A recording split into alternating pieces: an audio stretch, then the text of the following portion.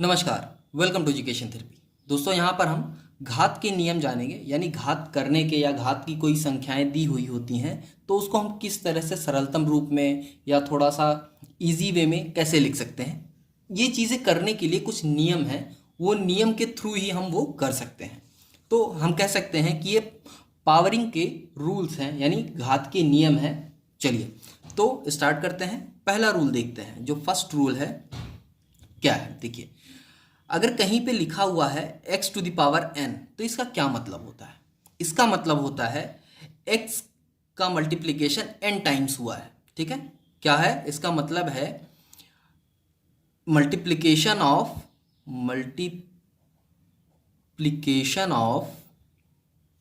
x to n times. ठीक है, example के तौर पे अगर हम बात करें तो जैसे लिखा है 2 टू द पावर 3, तो इसको हम क्या लिख सकते हैं? इसको हम लिख सकते हैं 2 इंटू 2 इंटू 2। ठीक है, तो एक नियम तो ये है। इसके बाद अगला देखते हैं। अगला क्या है? इसके बाद सेकंड रूल अगर हम देखें, सेकंड रूल है हमारा, अगर कहीं लिखा हुआ है x to the power -n। ठीक है, अक्सर आपको क्वेश्चंस मिल जाते होंगे कहीं ना कहीं x to the power -n लिखा है, तो इसको हम कैसे सॉल्व करेंगे? इस चीज को हम कैसे इजीएस्ट बना सकते हैं? सरल लैंग्वेज में, यानी गणित की सरल भाषा में कैसे लिख सकते हैं? तो देखिए क्या होता है कि कहीं भी किसी संख्या का अगर माइनस घात है तो उसको हल करना बहुत कठिन होता है। ठीक है, माइनस घातों को हल करना कठिन होता है। तो यहां पर हम इसको पहले धनात्मक घात में बदलते हैं। तो क्या करेंगे? इसको धनात्मक बदलने के लिए हम इसको इस तरह से लिख के धनात्मक घात में बदल सकते हैं, यानी x to the power -n को 1/x to the power n लिख सकते हैं। ठीक है, ऐसे ही अगर कहीं आपको दिया हुआ है 1/x की पावर -n, ऐसा दिया हुआ है, तो इसको हम धनात्मक घात में बदलने के लिए इस तरह लिख देंगे, तो हमारा धनात्मक घात में बदल जाएगा। आगे आते हैं थर्ड रूल में। थर्ड हमारा है m/n की पावर n, सॉरी m/n की पावर a।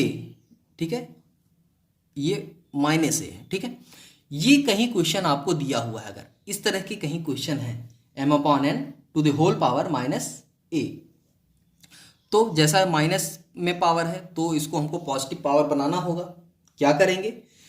हम ये जो नंबर है अंदर ब्रैकेट के, इसको हम रेसिप्रोकल कर देंगे, यानी उल्टा कर देंगे, रिवर्स कर देंगे। तो क्या हो जाएगा? n/m to the whole power a। ठीक है, अब ये पॉजिटिव, ये जो पावर है ये पॉजिटिव हो गई। अब इसको हल करना आसान हो जाएगा। अब इसके बाद आते हैं फोर्थ रूल पे। फोर्थ रूल क्या है? देखिए, फोर्थ रूल में है हमारा x to the power 1/n। अगर कहीं पे आपको इस तरह के नंबर दिए हुए हैं x to the power 1/n, तो इसको हम क्या लिख सकते हैं? इसको हम लिख सकते हैं √x और करड़ी के ऊपर n। जैसे कि एग्जाम्पल के तौर पे अगर हम बात करें तो देखिए, अगर कहीं आपको दिया है, मान लेते हैं 8 की घात 1/3, 8 टू द पावर 1/3 ये दिया हुआ है, तो इसको हम कैसे लिख सकते हैं? करड़ी के अंदर, यानी इस रूट के अंदर ये लिखेंगे और यहाँ पे 3 लिखेंगे, यानी क्यूब रूट हो जाएगा ये। इसको हम कहेंगे क्यूब रूट। ऐसे स्क्वायर रूट होता अगर, यानी 1/2 होता, तो हम यहाँ पे 2 लिख देते हैं। ठीक है, चलिए अगला देखते हैं, फिफ्थ रूल। अगर कहीं पे आपको ऐसा नंबर लिखा हुआ मिल रहा है x to the power m/n, अगर ऐसा कहीं लिखा हुआ मिल रहा है तो हम इसको कैसे लिख सकते हैं? सेम चीज़ है जैसे ऊपर लिखा हमने। यहाँ पर m की जगह 1 था और यहाँ पे 1 की जगह m है, तो ऐसे ही हम इसको इजी बनाने के लिए लिख सकते हैं x और यहाँ पे रूट आ जाएगा, और रूट में हमारा ये जो नीचे वाला नंबर होता है यानी n, ये आ जाएगा, और जो ऊपर का नंबर होता है ये होल टू द पावर में कन्वर्ट हो जाता है, यहाँ पे चला आता है। ठीक है, तो इसको हम इस तरह से लिख सकते हैं। जैसे एग्जाम्पल में अगर है, मान लेते हैं 27 की पावर 2/3 है, ये आपको दिया हुआ है, तो इसको हम कैसे लिख सकते हैं? अगर इसको लिखना चाहें तो हम लिख सकते हैं 27 रूट के अंदर, ये नीचे 3 है, जो नीचे 3 है यही तो n है, तो यहाँ पे 3 लिख देंगे, और जो 2 है ये हमारा होल पावर में चला आएगा पूरे के, यानी यहाँ 2 आ जाएगा। ठीक है, इस तरह से लिख सकते हैं। अब अगला रूल देखते हैं 6। सीरियल में हमारा 6 है और यहाँ पे रूल है हमारा a to the power m to the power n, यानी a की घात m और पूरे की घात n। अगर ऐसा लिखा हुआ है तो इसको हम इस तरह से भी लिख सकते हैं। ठीक है, इस तरह से जब हम ब्रैकेट खोलेंगे तो n और m का मल्टीप्लिकेशन हो जाएगा, तो इस तरह से भी हम लिख सकते हैं। अगला देखते हैं 7th रूल, यानी जो 7वां है हमारा 7वां नियम है। देखिए a इंटू बी, यानी अगर कहीं दिया है a इंटू बी की पावर n, ऐसा कहीं दिया हुआ है तो हम इसको कैसे लिखेंगे? इस तरह से कहीं दिया हुआ है तो इसको हम डिस्ट्रीब्यूट कर देंगे। ठीक है, a to the power n into हो जाएगा b to the power n। इस तरह से भी हम इसको लिख सकते हैं। एग्जाम्पल के तौर पे मान लीजिए 15 की पावर दी हुई है आपको यहाँ पे 3 मान लेते हैं, तो इसको हम लिख सकते हैं कैसे? 15 को हम अलग अलग कर देते हैं तो 5 3 15, 5 इंटू 3 हो जाएगा हमारा, तो इसको हम लिख सकते हैं 5 की पावर 3 इंटू 3 की पावर 3। इस तरह से भी हम इसको लिख सकते हैं। अगला देखते हैं 8वां जो रूल है, अगर कहीं लिखा है a अपॉन बी की पावर n, ठीक है, ऐसा कहीं लिखा हुआ है a अपॉन बी की पावर n, यानी a अपॉन बी की होल पावर n कहेंगे, तो इसको भी हम डिस्ट्रीब्यूट कर सकते हैं, अलग अलग कर सकते हैं, a to the power n upon b to the power n। इस तरह से हम लिख सकते हैं। 9th रूल देखते हैं। 9th है हमारा a की पावर m इंटू a की पावर n। अगर कहीं पे इस तरह से कहीं कोई कॉम्बिनेशन आपको दिख रहा है, ठीक है, तो इसको हम कैसे लिख सकते हैं?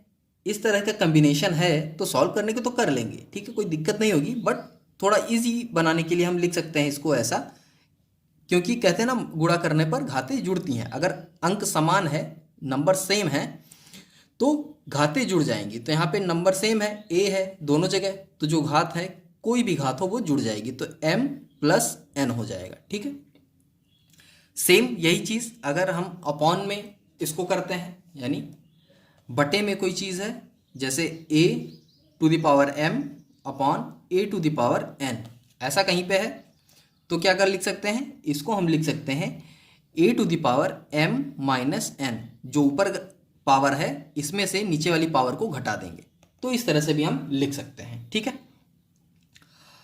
अब यहाँ पर एक चीज़, अगला रूल जो है हमारा थोड़ा सा अलग है, इसको देखिए।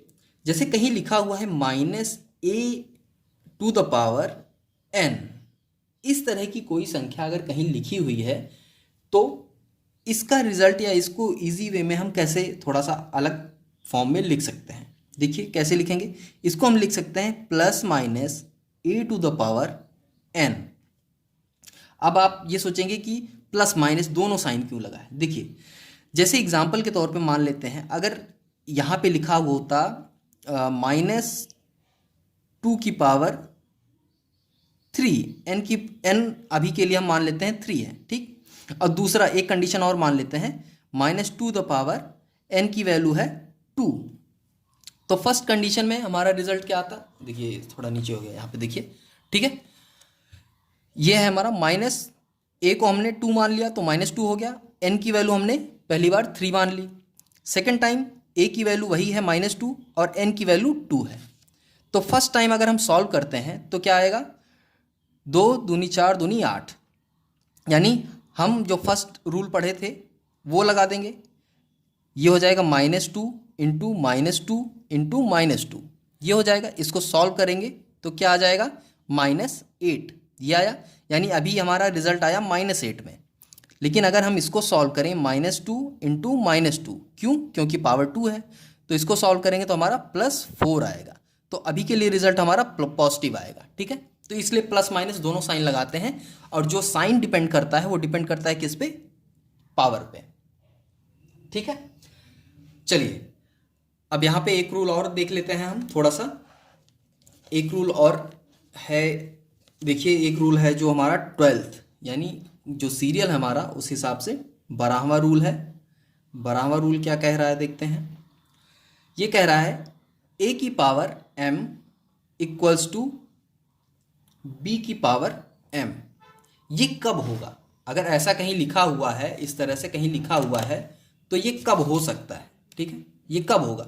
ये सिर्फ तब पॉसिबल है क्योंकि m तो m है, यानी m इक्वल टू m तो है ही है, सेम नंबर है। लेकिन a और b ज़रूरी तो है नहीं क्योंकि बराबर हो। लेकिन अगर ऐसा कहीं लिखा हुआ है तो इसका मतलब है कि a इक्वल्स टू b है।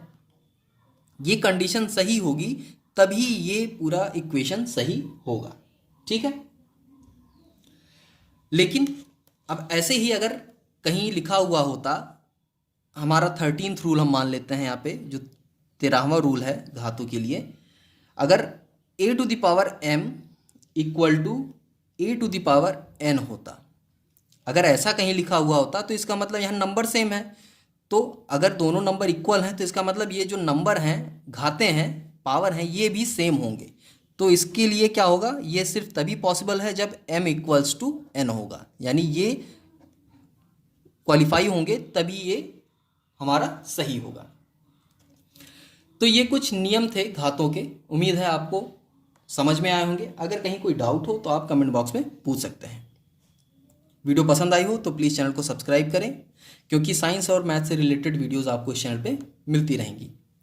तो आज के लिए बस इतना ही, मिलते हैं नेक्स्ट वीडियो में, तब तक के लिए धन्यवाद।